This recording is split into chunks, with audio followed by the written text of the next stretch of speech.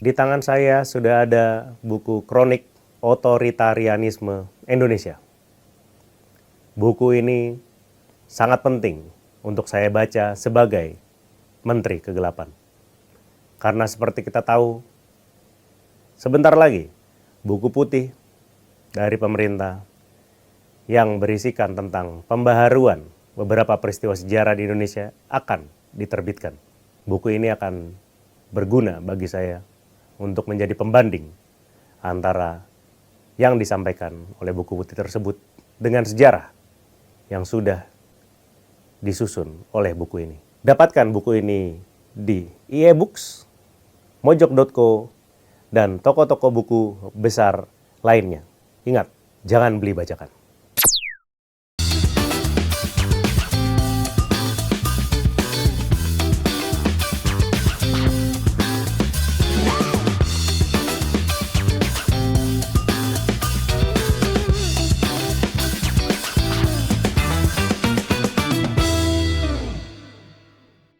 Baik, terima kasih. Kali ini kita ketemu lagi di Late Show. Seperti terlihat di samping saya ada buku yang sangat-sangat tebal, ya, dikarang oleh salah satunya oleh guru, teman, musuh kalau soal-soal makanan, Bang Zainal Arifin Mokhtar dan Muhyiddin M. Dahlan. Hari ini judul buku yang berjudul Kronik Otoritarianisme Indonesia ini akan kita bahas, kita diskusikan dengan salah satu penulisnya Zainal Arifin Mokhtar, dan akan dikupas, dibedah, disalah-salahkan, dikritik, dibasmi oleh seorang menteri yang menjadi antek-antek luar negeri atau antek-antek Prabowo. Antek Prabowo saya. Antek Prabowo. Antek daripada Prabowo. Daripada Prabowo. Bung Menteri Rindra Danantara. Ya. Selamat malam. Siap ya Bang ya? Selamat malam, siap. Oh, siap. Dan ditemani oleh teman kita dari Auriga, Bung Diki, yang juga akan memberikan fakta-fakta pendukung sebenarnya soal yang kita akan bahas di buku ini. Ada beberapa sub yang menarik, Bang Uceng, di buku ini. Salah satunya soal relasi antara pemerintahan yang otoriter dengan bisnis lingkungan hidup dan militeristik. Di bagian mana Abang mau ulas bahwa buku ini penting untuk dibaca Republik ini? Sebenarnya kan relasi, kalau bicara soal lingkungan hidup, bicara soal kekayaan sumber daya alam, saya kira udah banyak sekali buku yang menjelaskan itu ya. Banyak sekali berseliweran, termasuk soal mengapa negara gagal, lalu kemudian kutukan sumber daya alam, kan selalu bicara itu. Bahkan kalau baca perkembangannya itu kan banyak sekali negara yang kaya sumber daya alam itu mengalami kayak kutukan gitu, Nauru, lalu kemudian Angola, banyak sekali alih-alih sumber daya alam itu dipakai untuk menyejahterakan, tapi kan yang tercipta malah sebaliknya. Jadi seperti kutukan gitu. Nah, kalau bicara soal peran militer di sana, pengalaman negara-negara juga banyak. Kayak Angola, lalu kemudian negara-negara di Afrika itu kan mengalami pola yang relatif sama gitu, dengan yaitu kita, ketika kekayaan sumber daya alam, lalu kemudian ada peran militer di situ, ada peran kekuasaan yang tidak membangun sistem tapi menjadi pemburu rente, itu biasanya klop tuh ya dalam kasus itu.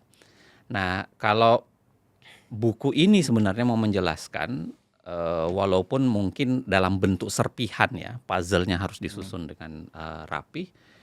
Sebenarnya satu jelas kalau soal sumber daya alam ada kaitannya. Ya, bagaimana misalnya kalau kita lihat salah satu pembahasan yang paling menarik yang membuat parlemen ya jatuh bangun di zaman parlementer atau di zaman kehidupan demokratis 55 sampai 59 itu adalah bagaimana mau mendudukkan Irian Jaya kan. Menguasai Irian Jaya. bagaimana penguasaan terhadap Irian Jaya, karena di situ banyak sekali sebenarnya yang terlibat. Ada kekayaan sumber daya alam di situ, ada kemudian juga pihak intervensi internasional di situ, ada militer tentu saja di situ, lalu kemudian ada dominasi sipil yang mencoba diletakkan di situ. Itu kan jatuh bangun juga. Tercatat beberapa parlemen itu kan, beberapa rezim itu kan jatuh bangun, gonta-ganti. Nah, yang kedua, peran militer saya kira diulas cukup lumayan banyak di sini. Kan gini, orang harus paham bahwa militer Indonesia itu kan sejarahnya, misalnya kalau baca Ulf Sundhausen itu, dia lahir dari kondisi yang agak spesifik, militer Indonesia itu. Dia lahir jadi kayak ada geng-gengnya ya, geng-geng dasarnya gitu. Dari Kenil yang tamatan Belanda, bla bla dan lain sebagainya, dari bekas peta gitu. Di situ ada Supriyadi, CS dan lain sebagainya. Di satu sisi ada juga yang seakan-akan mau keluar dari situ. Betul-betul yang diantaranya ya. Berbicara betul-betul dari konteks rakyat, karena Kayak tentara Nagabonar itulah ya. kira-kira begitulah Yang ya. tidak terorganisir ya. Jadi ada yang mencurigai Belanda, ada yang mencurigai Jepang. Itu sebabnya mantan-mantan peta itu kan biasa dianggap lebih antek Jepang gitu. Jadi kelompok-kelompok militer ini sudah dari awal Dari Indonesia awal, ada ya. di Ulf itu dijelaskan dengan betul, termasuk dia menjelaskan soal asal daerah. Jadi kenapa ada divisi Siliwangi, Bandung, ada geng Batak, geng yang gitu. Banteng, Banten ya, Itu Banteng. geng-geng yang sebenarnya ada. Nah, tapi satu menurut saya kesimpulan yang menarik ditarik oleh Ulf itu, dia bilang sedari awal militer Indonesia itu memang bercorak negara di dalam negara. Dia nggak pernah mau dikuasai, termasuk dikuasai oleh sipil. Itu sebabnya seringkali pemerintahan sipil itu digoyang manakala bercita-cita mencoba melakukan reorganisasi terhadap militer kan. Itu pasti jatuh tuh. Kabinet Juanda jatuh karena itu kabinet. Seringkali kalau mereka punya cita-cita dasar, program dasarnya adalah melakukan reorganisasi militer, itu nggak lama akan jatuh. Kalau begitu pemikiran Bung Rin untuk mendukung mantan militer menjadi orang nomor 1 tepat dong? Nah, kalau bagi saya itu sesat dan menyesatkan. Oke. Karena menurut saya militer itu hidup dengan begitu banyak mitos. Walaupun memang sih kekuasaan itu butuh mitos kan, mistifikasi itu kan penting dalam kekuasaan gitu. Dan itu sebabnya biasanya kekuasaan itu mencoba menguasai sejarah kan. Karena cara dia menguasai buku sejarah. Baru. Iya, cara dia berarti buku ini melawan buku putih pemerintah ini. Cara negara menguasai sejarah itu dengan mudah dia membangun ceritanya sendiri dan dia membangun mistifikasinya sendiri. Dan bentuk kekuasaan dimanapun kan membutuhkan mistifikasi. Tidak. Mau mulai dari kekuasaan formal, kekuasaan informal, itu kan butuh mitos sebagai penguat Nah, saya kira Abang mau bilang pidato-pidato Prabowo semua adalah mitos-mitos yang dia hendak bangun. Semua atau tidak tentu dilihat kaki substansinya. sendiri. Ya, mitos Melawan atau tidak. ante asing. Apakah mitos atau tidak tentu dilihat di substansinya. Tapi saya kira kerjaan-kerjaan itu pasti iya.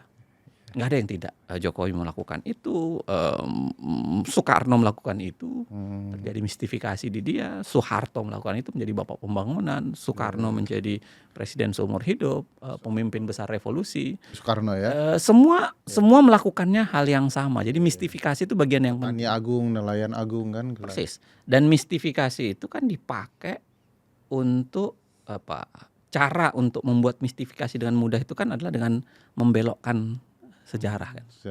Dengan membuat patahan dalam sejarah itu kan akan mudah untuk membangun mistifikasi. Nah, balik ke soalan militer, menurut saya militer banyak dibangun dengan mistifikasi. Banyak sekali ya. Banyak, misalnya orang militer itu punya kapasitas yang tinggi, Sehingga kemampuan. bisa mengisi seluruh daerah bisa jabatan. melakukan apapun. Dan itu kan kita alami, diceritakan juga di sini. Bagaimana kemudian ketika terjadi nasionalisasi terhadap perusahaan-perusahaan Barat. Belanda yang kemudian dinasionalisasi menjadi BUMN-nya Indonesia, itu kan diserahkan semua kepada tentara.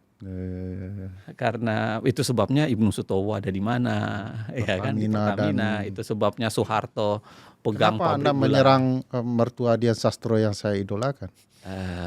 Iya, saya baru tahu. Kalau kita Kalau tahu gitu nggak bakal jadilah begini, saya.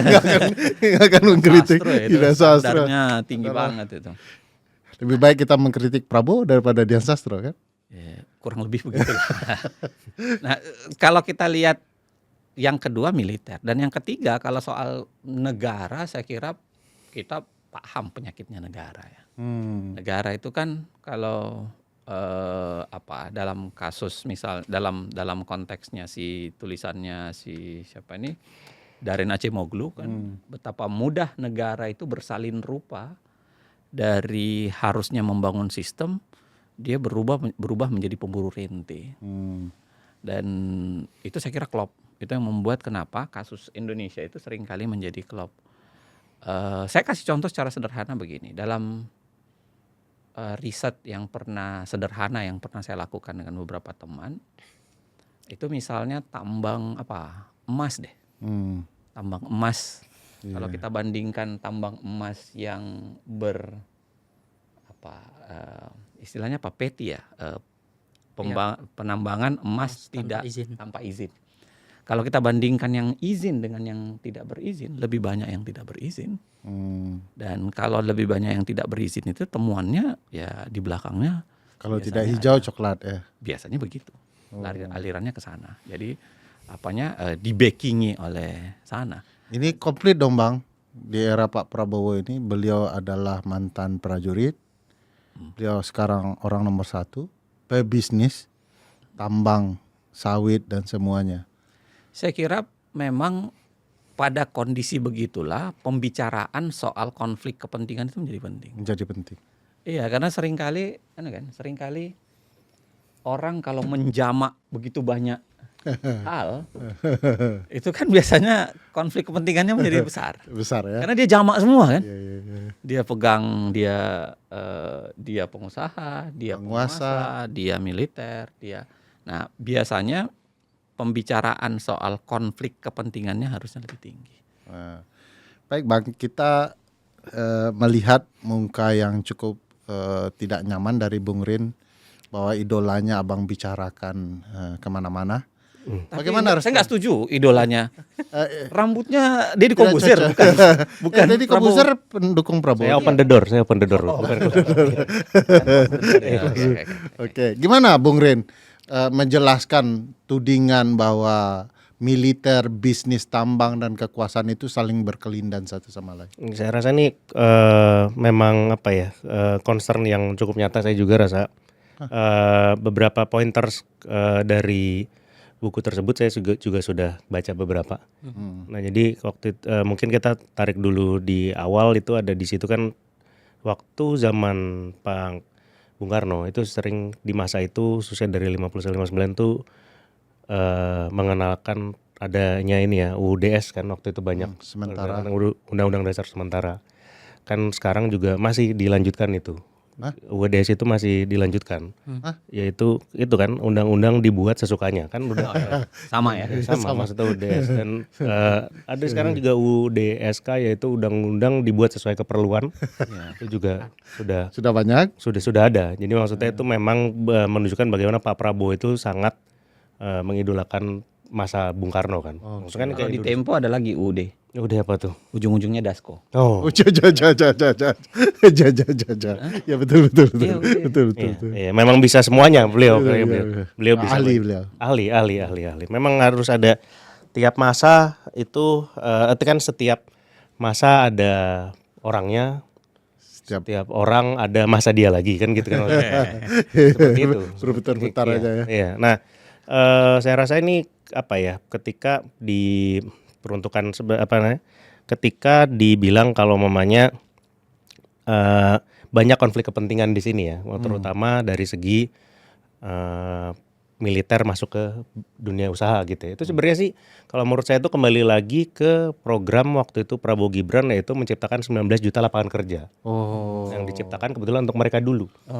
Iya. Masa orang dulu mereka belum dapat kerja Iya kan mereka dulu didahulukan kan. Ini kan saya pernah bilang juga di saya lupa di episode berapa ya sama Uda Ferry juga, saya bilang ini sebenarnya proses ini mereka tuh sedang menjalankan namanya ini semacam penghijauan lah.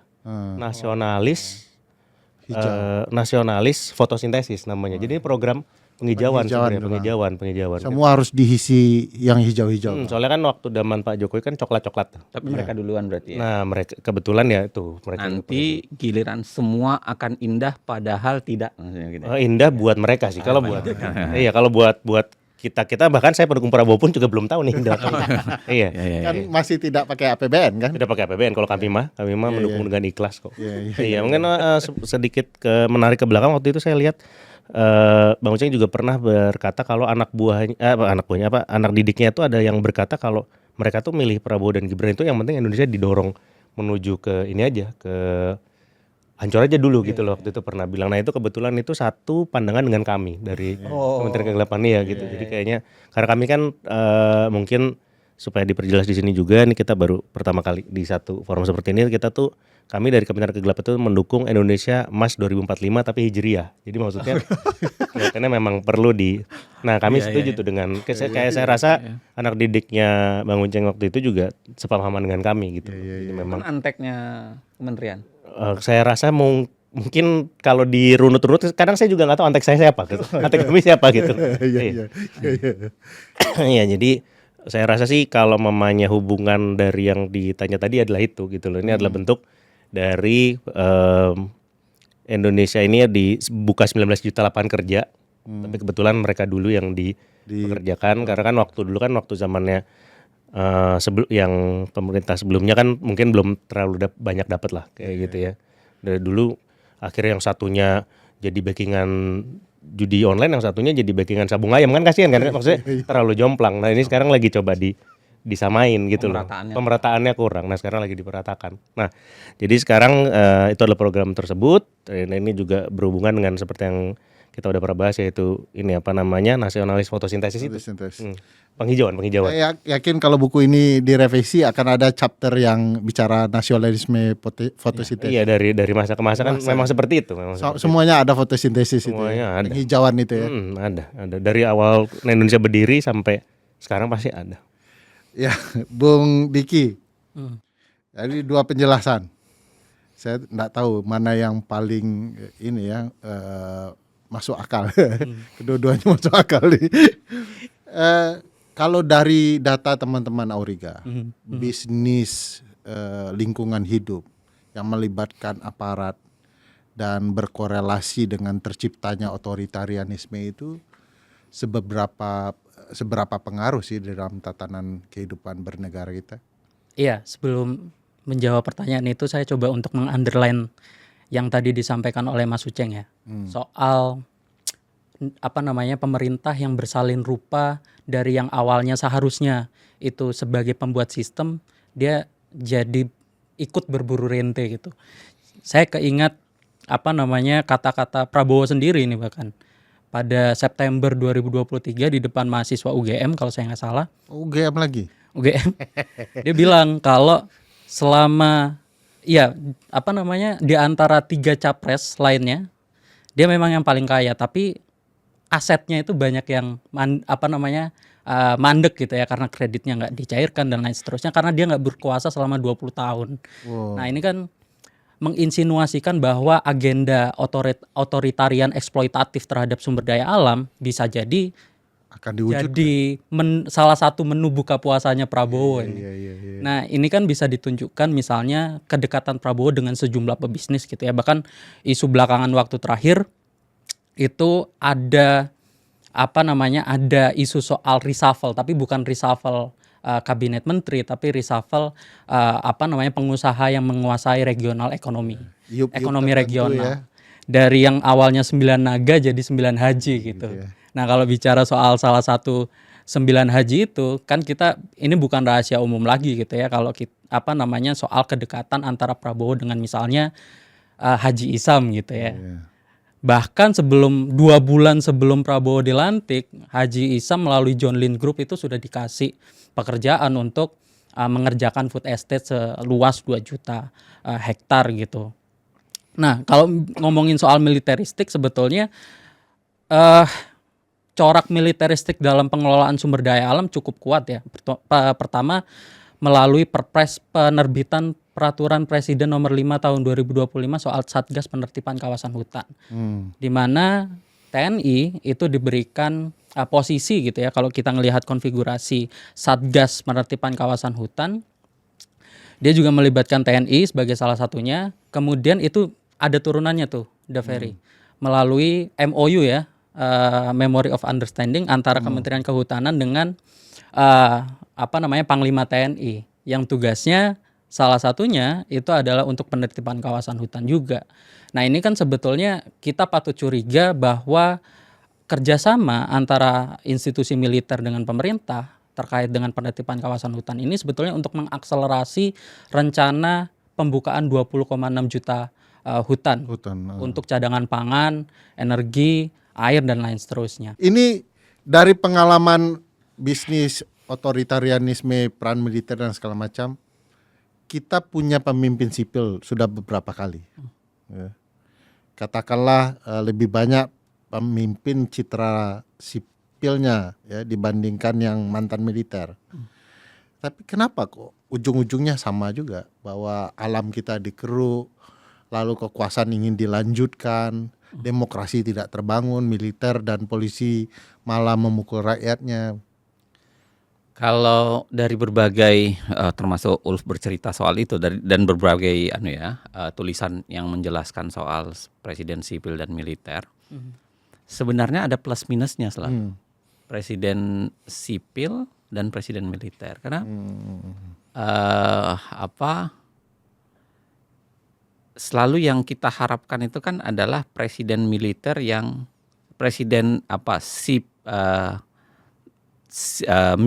sipil yang jangan militeris gitu. Tapi yang paling tidak kita harapkan pemimpin militer yang sipilis. Itu lebih kita harapkan. Sulit. Ya, jangan. Kita selalu berharap kesehatan untuk pemimpin kita kan. Ya, betul. Nauzubillah min dzalik. Nah, itu sebabnya antara sipil dan militer ini kan memang selalu ada plus minus. Saya tidak menduga poin tadi ya. Muncul dari Bapak ini ya. Jadi sorry. Lanjut. Sipil dan militer itu kan ada ininya. Misalnya begini. Dalam sejarah setiap pemimpin sipil naik, yang dia butuhkan itu sebenarnya adalah konsolidasi sipil untuk menguatkan posisi dia.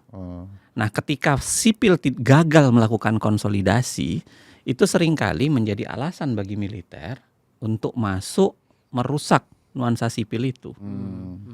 Plus pada saat yang sama menjadikan alasan buat militer untuk merusak konstelasi demokratis sipil kan. Itu terjadi misalnya di kita di 50-an gitu. Ketika Soekarno memimpin tapi dia tidak punya kekuatan militer yang memadai, plus militer pada saat yang sama memang menjadi kayak tidak mau dipimpin oleh siapapun. Itu yang membuat mudah sekali militer itu kemudian menjadikan suasana sipil yang tidak akur itu menjadi alasan untuk mereka masuk. Tapi kan juga bisa karena presiden yang sipilis itu tidak percaya diri ya. Sehingga kemudian dia minta sokongan, dukungan, memposisikan militer di posisi sipil tertentu. Nah, kalaupun ada presiden yang militer, seringkali masalahnya adalah dia berasal dari genre militer yang mana. Karena kan faksi di militer juga tidak tunggal. Juga banyak. Seperti kisah tadi kan. Nah, tapi dalam kasus Soeharto itu mampu melakukannya dengan kuat. Karena dia mampu menghimpun begitu banyak kekuatan dan dia melakukan konsolidasi politik dengan cara dalam tanda kutip luar biasa. Mulai dari dia menghilangkan dulu yang namanya politik politik kritis.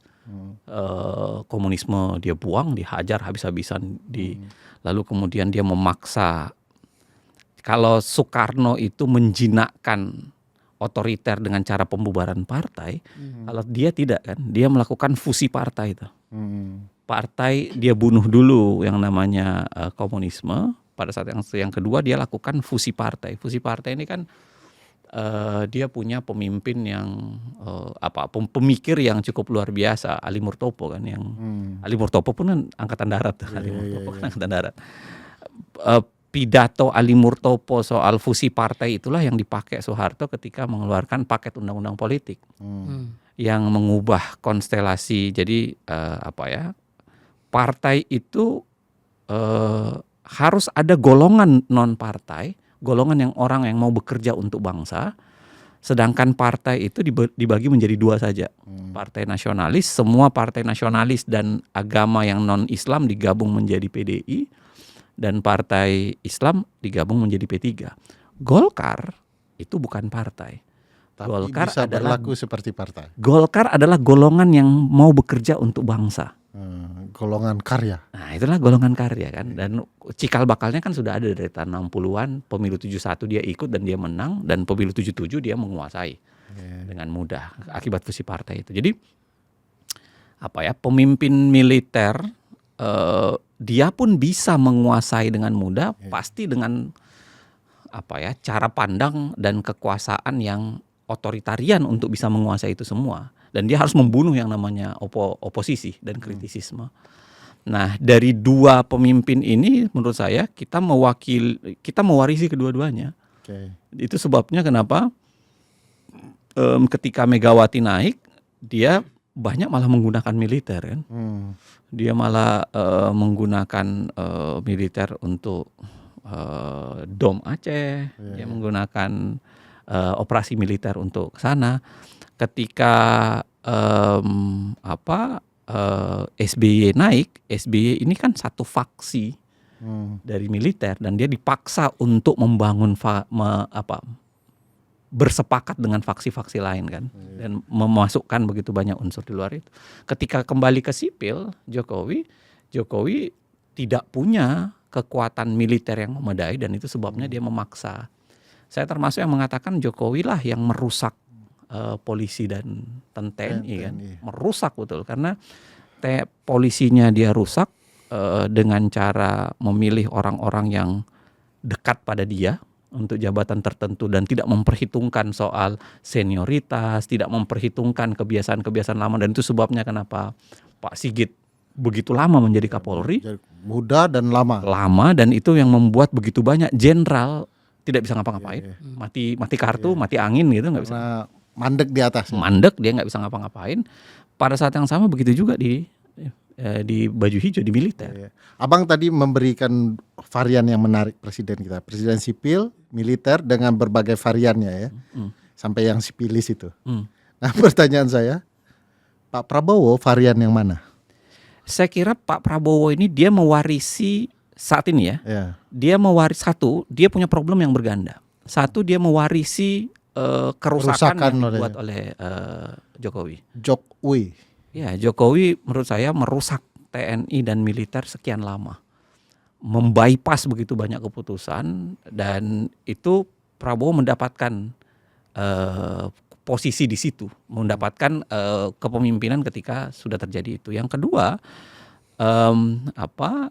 Prabowo akhirnya keluar, jangan-jangan keluar dengan pemikiran yang menurut saya tidak pas, menurut saya keliru. Yaitu ketika polisi terlalu kuat, tadi disebut the rise of Polri itu kan, itu menjelaskan betapa Polri kemudian mengambil bisnis-bisnis yang dulu dipegang oleh tentara sebenarnya kan. Ketika difungsi ditekan, Polri yang ambil alih. Polri naik terlalu tinggi. Nah, jangan-jangan yang dilakukan oleh Pak Prabowo ini adalah merendahkan bukan merendahkan Polri, tapi dia Naikkan lebih tinggi lagi. katrol TNI menjadi lebih tinggi. Waduh. Saya menjulukkan begini, ini sama dengan dia nemuin ada problem di polisi nih. Atau misalnya sederhananya begini, dalam sebuah rumah dia nemu ada tikus nih. Tapi yang dia lakukan adalah dia pelihara kobra. Siapa Jadi bilang memberantas tikus dengan kobra ya? persis? Jadi siapa bilang kobra itu tidak berbahaya untuk penghuni rumah? Berbahaya juga. Jadi ketika dia lihat polisi kuat, rumusan standar kita harusnya adalah polisinya ditekan, lebih dilemahkan gitu ya, supaya lebih sejajar. Ini tidak, yang dia lakukan adalah TNI-nya yang dia tarik naik. Ya, bahasa kita kan dikembalikan kepada fungsi konstitusionalnya lagi. Iya, kalau Proporsinya bahasanya ya. dibalikan pada khitohnya. Hitohnya ya. Kira-kira begitu. Iya asik. Jadi yang dia lakukan malah tidak. Yang dia lakukan adalah menarik TNI menjadi lebih besar, dan itu sebabnya kenapa lahir Undang-Undang TNI kan. Berhenti Bang di sana Bang. Jangan Bang Uceng merasa hebat betul dengan buku ini dengan penjelasannya ya. Rumusan Bang Uceng itu sudah dirumuskan oleh Menteri Kegelapan sebelumnya. Lemah Bahwa lagi ya. peran Jokowi itu sebagai filsuf Prancis itu juga memang mempengaruhi Presiden Prabowo. Gimana penjelasan yang lebih ilmiah dari Pak Menteri Kegelapan? Ini saya diadu betul ya kalau Ya, saya adu betul ini. Ya, maksudnya saya udah sampaikan juga ke Uda Ferry waktu itu, sebenarnya Pak Prabowo ini dipengaruhi oleh seorang filsuf Prancis yang bernama Jacques Uy itu. Nah jadi Filsuf itu nggak butuh ijazah Bang. Iya. Ya, butuh berpikir aja dia Bang. berpikir aja kan nggak butuh ijazah. Nah jadi maksudnya Makanya dia nggak pikir kerja kalau kerja makanya Bang. Kalau harusnya filsuf sih nggak usah kerja ya sebenarnya. Mikir. Mikir. Tapi gini, maksudnya kembali lagi ke situ kan memang apa ya? Memang itu dikuatkan tadi sebenarnya kan. Apa namanya? Saya sepakat betul bahwa sudah saya sampaikan juga di beberapa kesempatan kalau mamanya Pak Prabowo ini ketimbang satu dilemahkan dan lemah bersama, lebih baik kuat bersama. Kuat bersama karena kan katanya kan Indonesia tuh negara yang besar. Iya. Nah, jadi satu masalah tidak cukup, dua masalah yang besar masalahnya. Jadi ada Dua masalah. harus dibesarkan. satu masalah nggak cukup. Nggak cukup. Tidak, karena beliau yakin beliau bisa mengatasinya. Iya. Kan itu kan namanya tadi apa mistifikasi ini kan seorang pemimpin itu dibutuhkan. Iya. Jadi maksudnya dia tuh kan ini kan kembali lagi bahwa macan Asia itu loh. Ya, macan apa? Macan Asia yang dimana pasti seorang macan ini walaupun kenyataannya sekarang mungkin kita sekarang tetap macan tapi lansia bukan Asia. Iya. Nah tapi macan itu mampu menangani tikus dan kobra itu tadi. Gitu loh. Iya. Sebagai Dia menunjukkan raja hutan ya. sebagai Masa- mungkin ya Masa mau dimistiskan tidak ada masalah kan aneh juga ya. harus ada Masalahnya masalah harus serius diselesaikan. Bang. Harus ada tikus dan kobra sekali. Iya memang saya setuju betul juga tadi bahwa ini ada permasalahan dari presiden sebelumnya yang membuat semuanya makin ruwet. Nah jadi ini ditambahkan keruwetan ini dan nanti akan diselesaikan. Oke. Diselesainya kapan kita lihat nanti. Kita Kita lihat nanti. 2045 Masehi. Hijriah di mana mungkin ya pada saat itu sejarah Indonesia sudah berubah juga gitu loh maksudnya. Saya juga nggak tahu negaranya masih ada atau tidak. Iya. Tapi setidaknya sih Kalau Saya kita percaya Pak percaya. Prabowo sih 2030 sudah nggak ada. 20-30 menurut beliau ya. Menurut beliau sudah tidak ada. Ya setahun setelah Gibran berkuasa. Gitu ya. Dia bilang seperti itu ya. Dari 2029 dan 2030. Ya saya sih tetap gimana pun yang terjadi saya tetap Pak Prabowo. Iya. Hidupnya hidup Jokowi kan seperti itu. Iya. Nah, jadi ya saya rasa sih memang itulah maksudnya jadi ketimbang satu masalah ini sendirian kita timbulkan masalah baru. Ciptakan dua masalah baru. Kita hadir Saya sebagai curiga filosofi itu matematika barangkali. Minus harus ditambah dengan minus. Plus. jadinya Harus dikali plus. dengan Betul, memang begitu, dikalikan kan.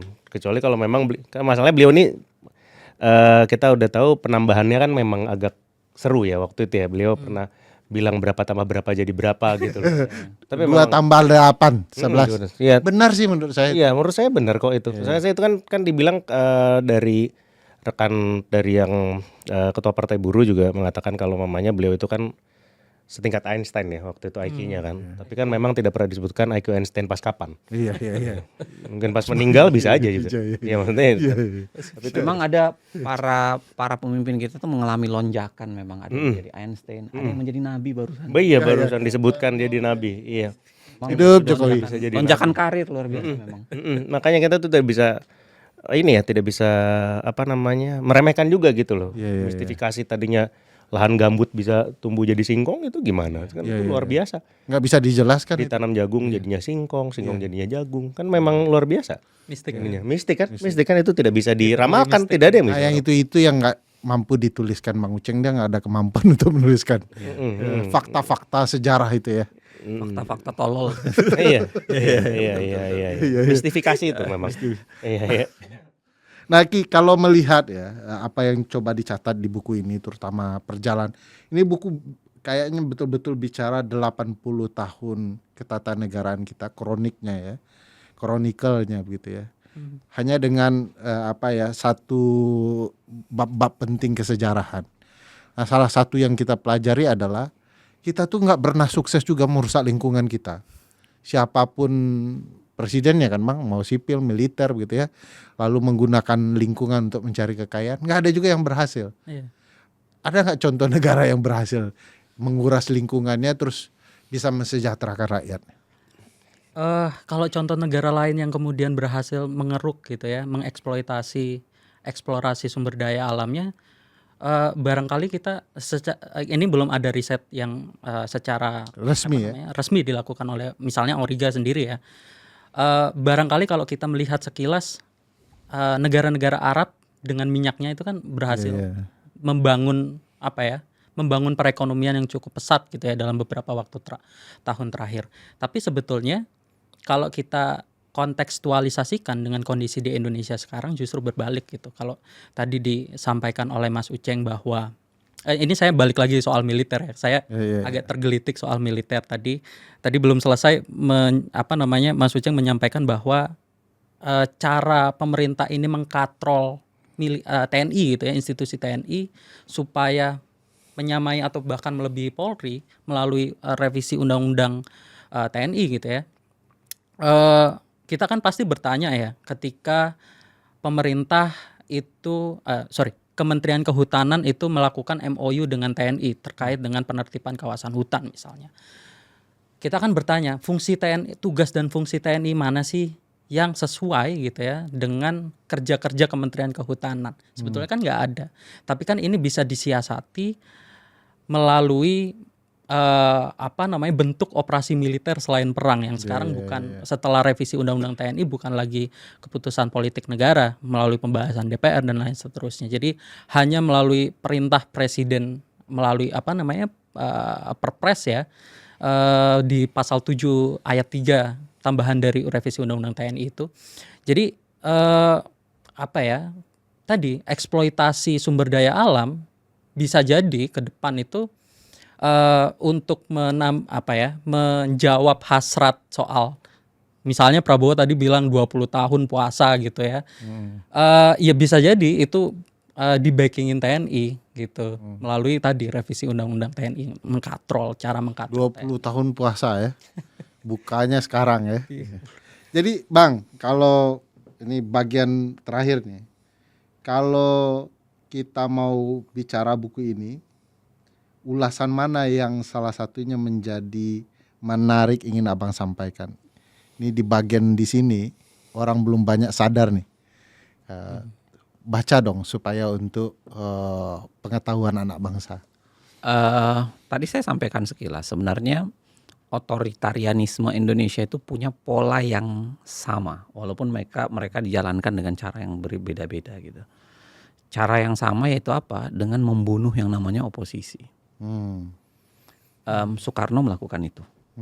Ya, setelah 5 Juli 59 terjadi proses pembubaran partai, lalu kemudian kelompok-kelompok tertentu itu kemudian dihabisin di Syahrir dan lain-lain ya. Ya, bahkan itu yang membuat bapaknya Prabowo lari ke hutan kan, dalam kasus PRRI PRRI Permesta gitu.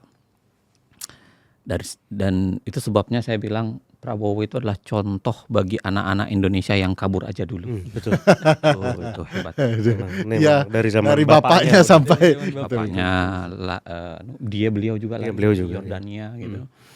Jadi memang beliau contoh yang baik. inspiratif.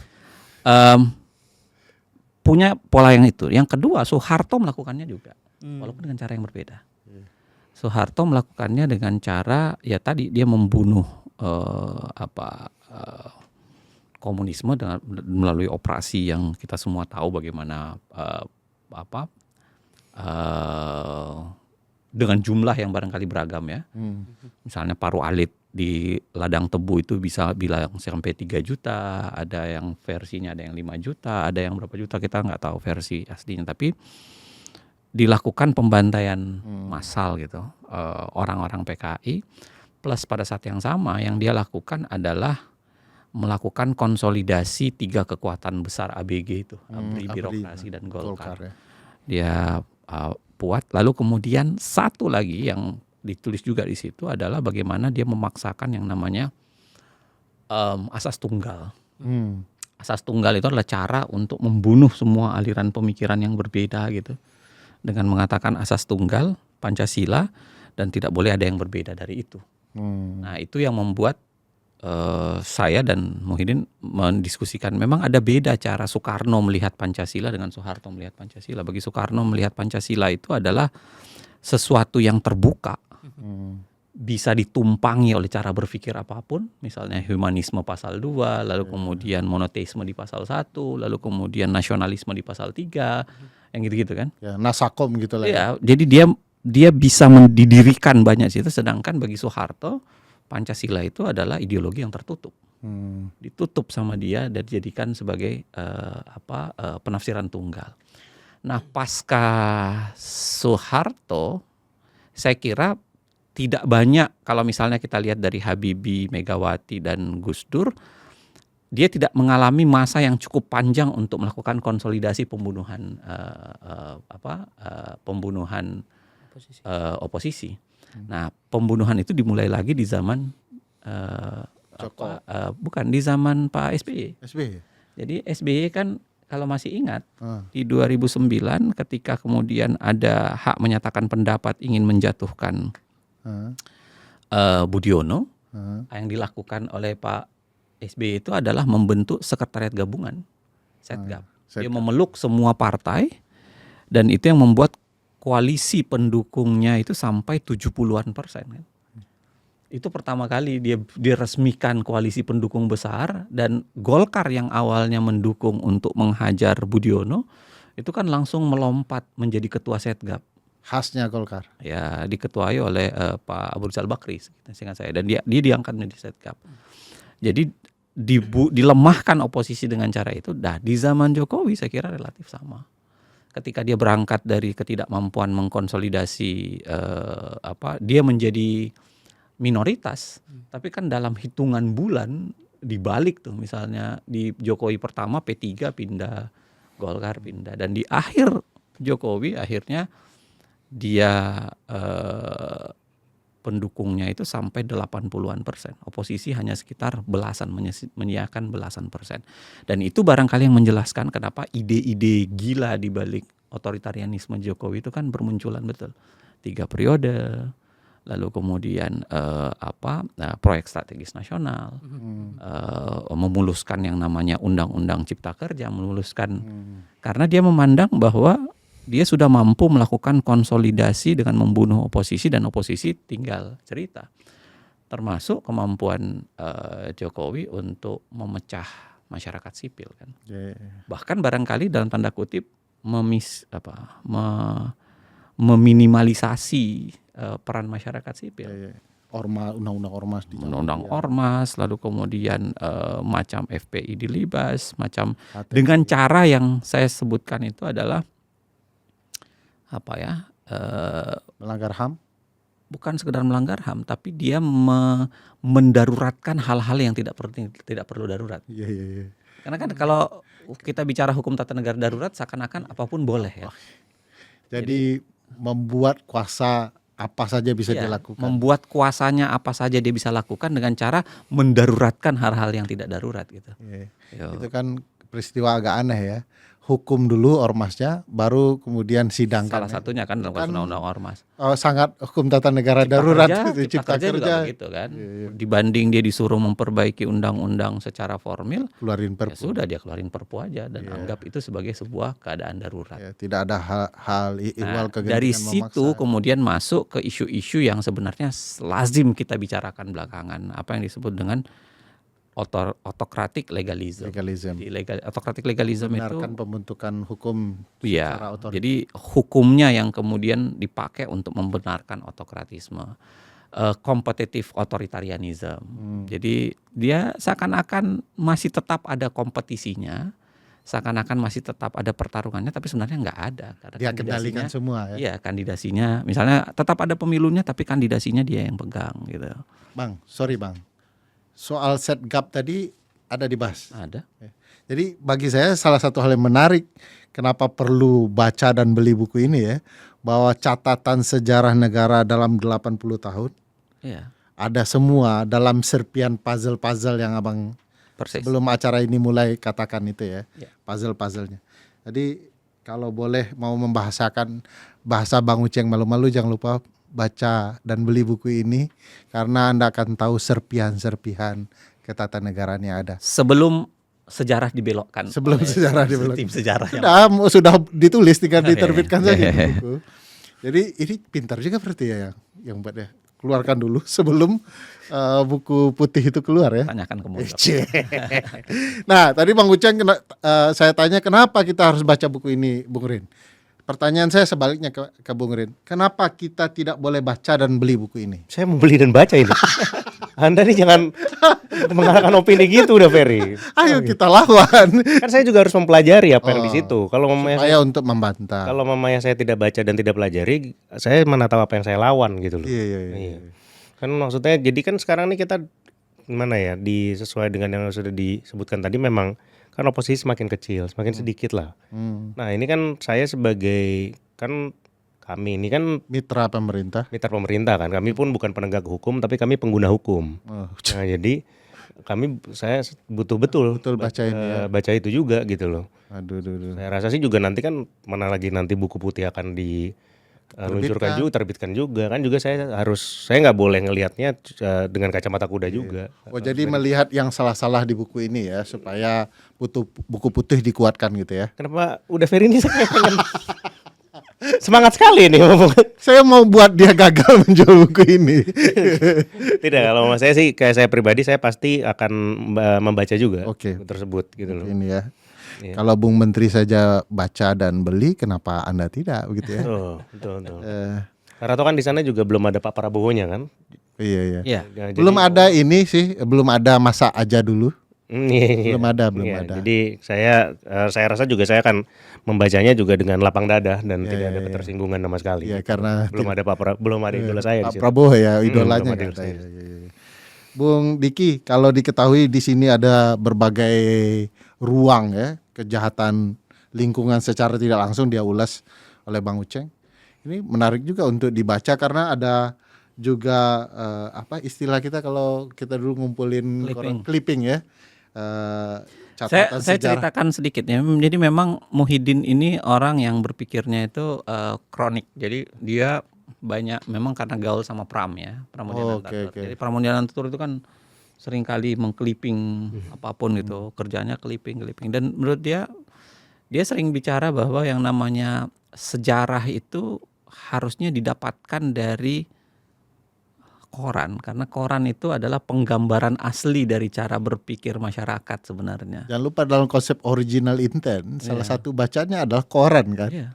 Karena sejarah dituliskan di sana kan. Karena kalau sejarah diambil dari bukunya si X, si Y atau si Z gitu, biasanya kan penuh glorifikasi masing-masing. Pemikiran penulisnya. Pikiran masuk, penuh glorifikasi, dan itu biasanya mendistorsi sejarah.